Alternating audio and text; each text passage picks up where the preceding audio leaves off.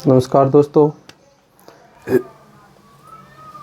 हिंदी भाषा व्याकरण एवं साहित्य चैनल पर आपका हार्दिक स्वागत है।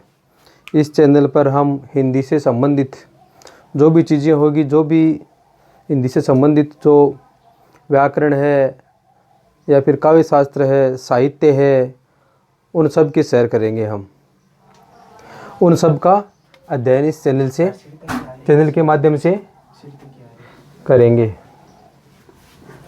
देखिए, हिंदी भाषा व्याकरण एवं साहित्य। तो हिंदी से संबंधित जो भी कोई एग्ज़ाम हो, चाहे वो राजस्थान से हो या फिर इंडिया लेवल के एग्ज़ाम हो, जो भी हो, हिंदी से संबंधित जो भी चीज़ें होगी, जो भी व्याकरण होगा, साहित्य होगा या काव्य शास्त्र होगी, उन सब का अध्ययन यहाँ पर करेंगे।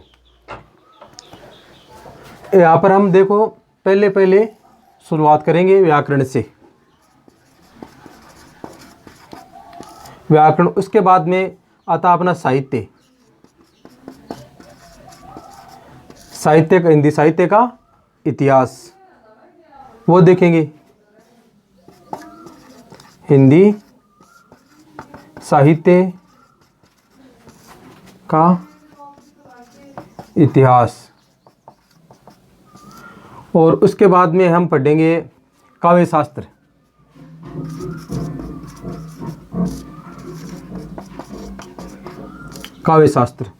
और उसके बाद में जो अपनी फर्स्ट ग्रेड और सेकंड ग्रेड की एग्ज़ाम होती है, उसमें एनसीईआरटी की बुक्स होती है कक्षा 9 से 12।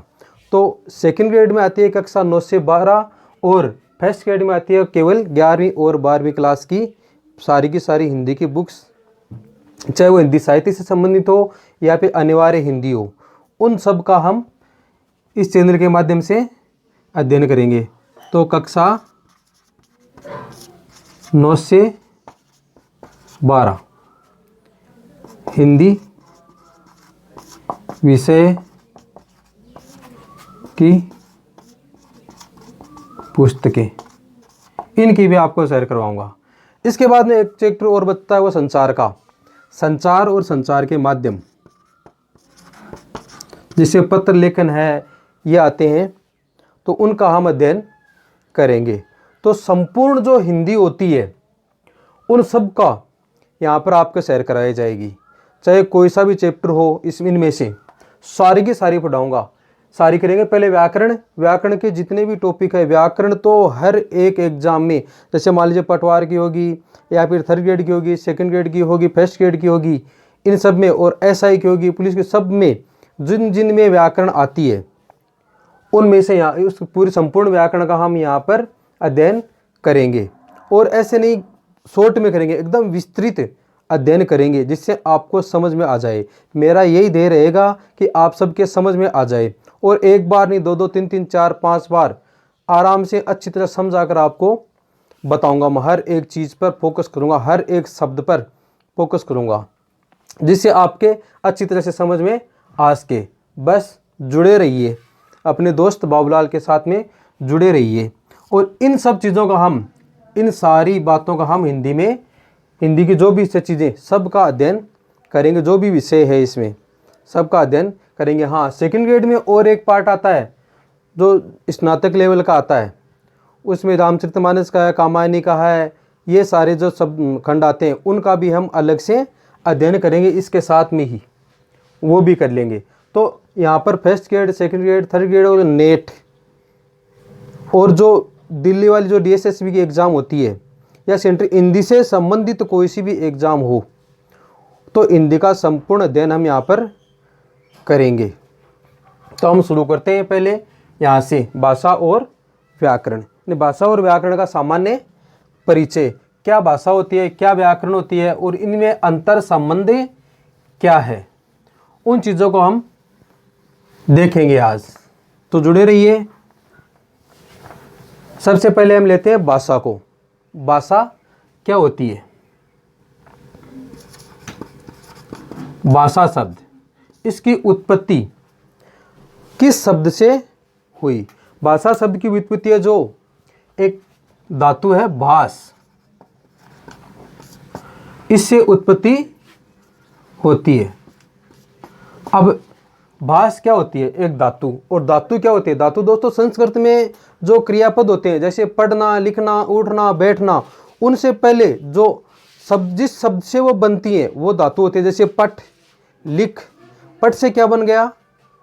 पढ़ना। तो जैसे पठ के रूप चलते हैं, पठती, पठता, पठंती, पठसी, पठत, पठत, पठामी, पठावे, पठामे। तो उसी प्रकार से ये भाषा भी क्या है? एक धातु है। जैसे पठ है, लिख है, पठे, लिखे, ये गम, ये सब क्या है? संस्कृत में धातुएं हैं। तो उसी प्रकार से ये भास भी एक धातु है। और भास धातु में आ प्रत्यय लगने से, आ या बोलते हैं संस्कृत में टाप, टाप प्रत्यय लगने से भाषा शब्द का निर्माण होता है।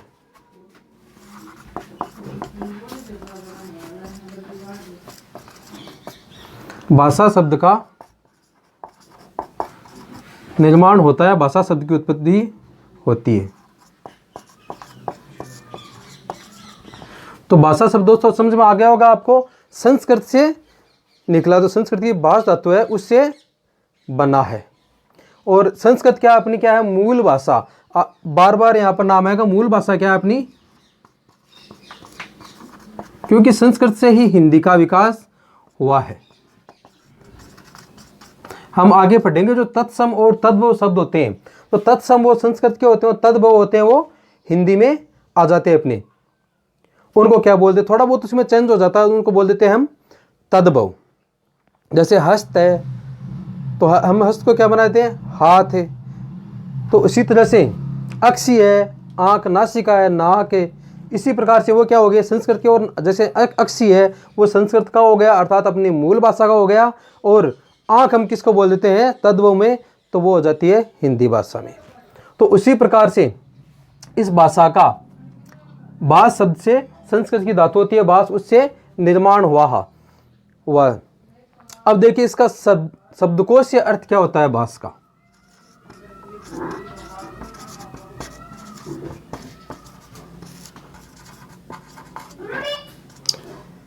भास का शब्दकोश से अर्थ क्या होता है? एक तो होता है शब्दकोश से अर्थ और एक होता है व्याकरणात्मक अर्थ। तो शब्दकोश से अर्थ होता है कहना, बोलना, उच्चारण करना।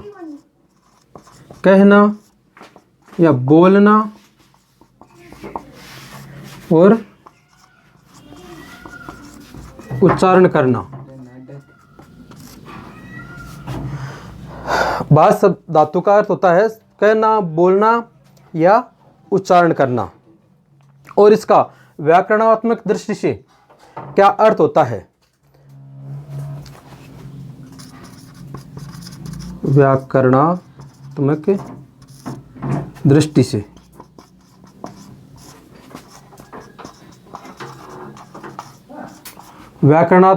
से उच्चारण करना या फिर स्पष्ट वाणी या व्यक्त वाणी। इसका अर्थ होता है व्याकरणात्मक दृष्टि से व्यक्त वाणी। जो वाणी हम व्यक्त करते हैं, जो भाषा हम बोलते हैं, उसे क्या कहते हैं? भाषा। व्यक्त वाणी। तो देखिए शब्दकोश से अर्थ क्या हो गया इसका? कहना, बोलना या उच्चारण करना। और व्याकरणात्मक दृष्टि से इसका अर्थ हो गया व्यक्त वाणी। ये बात करते हैं हम भास शब्द की, भास धातु की। अब देखिए इसके बारे में यहां तो समझ में आ गया आपने कि भाषा शब्द किस से बना है, किस धातु से बना है। तो किससे बना है? भास धातु से बना। और इसमें आ या संस्कृत में बोलते हैं टाप प्रत्यय। तो टाप प्रत्यय लगने से भाषा शब्द का निर्माण हुआ है। और इसका शब्दकोश से अर्थ कहना, बोलना, उच्चारण करना। और व्याकरणात्मक अर्थ होता है व्यक्त वाणी। और भास शब्द किस भाषा का है? मूल भाषा अपनी जो है इसे संस्कृत का शब्द है, मूल भाषा का। अब देखिए पाणिनि ने क्या कहा है भाषा के बारे में। पाणिनि ने क्या परिभाषा दी है भाषा के बारे में? पाणिनि। पाणिनि ने क्या कहा है? वक्ताया वाची। पाणिनि ने कहा है वक्तायाम वाची अर्थात स्पष्ट वाणी। वक्तायाम वाची इसका अर्थ होता है स्पष्ट वाणी, स्पष्ट वाणी। तो महर्षि पाणिनि ने क्या कहा भाषा के बारे में कि स्पष्ट वाणी होती है वो भाषा होती है। स्पष्ट वाणी जैसे हम बोलते हैं स्पष्ट बोलते हैं वो तो भाषा हो जाएगी। जैसे पशु पक्षी वगैरह बोलते हैं वो तो चींचा चूंचा करते हैं, उसको हम भाषा नहीं कह सकते। अर्थात जो वर्णों में व्यक्त होती है उसे क्या कहते हैं? हम भाषा कहते हैं।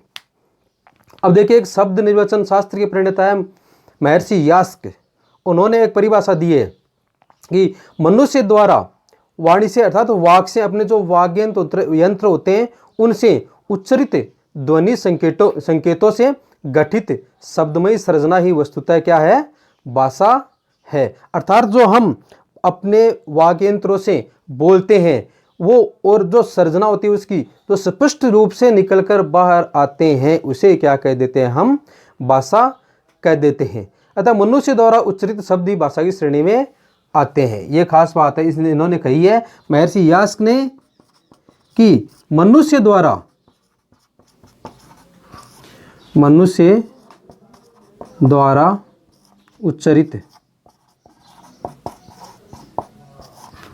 उच्चरित शब्द ही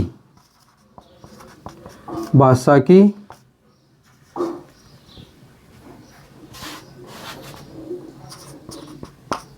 श्रेणी में आते हैं।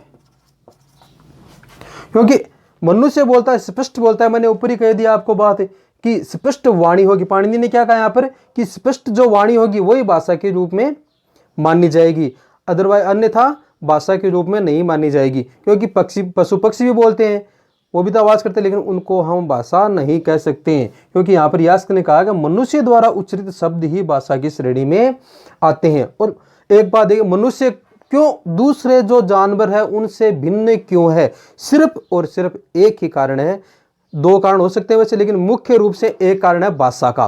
क्योंकि उनके पास में भाषा नहीं होती है और हमारे पास में भाषा होती है, और एक अपनी शारीरिक जो बनावट है वो ठीक होती है, उनसे भिन्न होती है। अगर सपोज कीजिए अगर मनुष्य के पास भाषा नहीं होती तो वो क्या होता? मैं सोचता हूँ वो एक तरह से जानवर ही होता। और अगर जानवरों के पास में भाषा होती तो मनुष्य का शायद कोई अस्तित्व नहीं होता। अब देखिए उदाहरण दो आपको मैं एक, कि मान लीजिए बहुत सारे अभी जो बरसात का टाइम है या बहुत सारे घूम रहे हैं पशु पक्षी, मान लीजिए बहुत सारे बड़े बड़े बैल हाथी घूम रहे हैं, शेर जंगल में घूम रहे हैं, हम जा रहे हैं। अब हम 2-4 जने हैं या हमको हाथी मिल गया, अब 2 हाथी मिल गए, 2 शेर मिल गए, वो आपस में बात कर लेंगे कि यार चलो आज इसको तो मारते हैं, या हम स्कूल में पढ़ा रहे हैं चलो आज तो इस स्कूल में घुसते हैं और इन सबको इनके मास्टरों को आज दसाते हैं काम इनका। तो उनके पास अगर भाषा हो गई तो वो हम उनसे अलग नहीं होंगे, उनका राज स्थापित हो जाएगा। क्योंकि मनुष्य के पास एक भाषा ऐसी शक्ति है जो उनको रोक के रखते हैं, उनके पास में भाषा नहीं है। तो भाषा का बहुत बड़ा महत्व है, जो अलग से उन जो जानवर होते हैं उनसे अलग अपना अस्तित्व बनाए रखती है और हम अपना कॉम्बिनेशन बैठा के रखते हैं। भाषा के कारण ही हमारा अस्तित्व है। अब देखिए महर्षि पतंजलि ने दोस्तों महाभाष्य लिखा था। महाभाष्य, इन्होंने क्या कहा? इन्होंने कहा कि जो वर्णों में व्यक्त होती है उसे ही हम क्या कहते हैं? भाषा कहते हैं। अब वर्णों की चर्चा हम आगे करेंगे। वर्ण क्या होते हैं? वर्ण अपने जैसे ए, क, ग, ए, क, ग या जो भी च, प, ये अपने क्या है? वर्ण होते हैं। तो इनके द्वारा जो व्यक्त होती है भाषा, व्यक्त जो वाणी होती है उसे क्या कह देते हैं? हम भाषा कह देते हैं। यानी जो वाणी वर्णों में व्यक्त होती है उसे क्या कह देते हैं? हम भाषा कह देते हैं। जो वाणी वर्णों में व्यक्त होती है उसे भाषा कहते हैं। अब देखिए, जो वाणी वर्णों में व्यक्त होती है, अब जैसे पशु पक्षी जानवर जो भी बोलते हैं उनमें कोई निश्चित वर्ण नहीं होता है, तो इसी कारण जो मनुष्य होता है उसमें होते हैं वर्ण, वो बोलता है वर्णों में। तो महर्षि पतंजलि ने क्या क्या लिखा महाभाष्य में कि जो वाणी वर्णों में व्यक्त होती है उसे हम कह देते हैं भाषा। तो ये थी दोस्तों भाषा की कुछ परिभाषाएं। अब देखिए, एक अपने जो व्याकरण शास्त्र के रचयिता है कामता प्रसाद गुरु, जिनकी व्याकरण बहुत प्रसिद्ध है, उनके बारे में देखिए। अब इसका स्क्रीनशॉट ले तो आप ले सकते हैं, देख लीजिए इसको। अब पढ़ते हैं हम कामता प्रसाद गुरु की, वो क्या कहते हैं भाषा के बारे में। वो तो एक ही कहते हैं, जैसे अपने विचारों का आदान प्रदान हम करते हैं एक दूसरे के बीच में, उसे क्या कह देते हैं हम भाषा।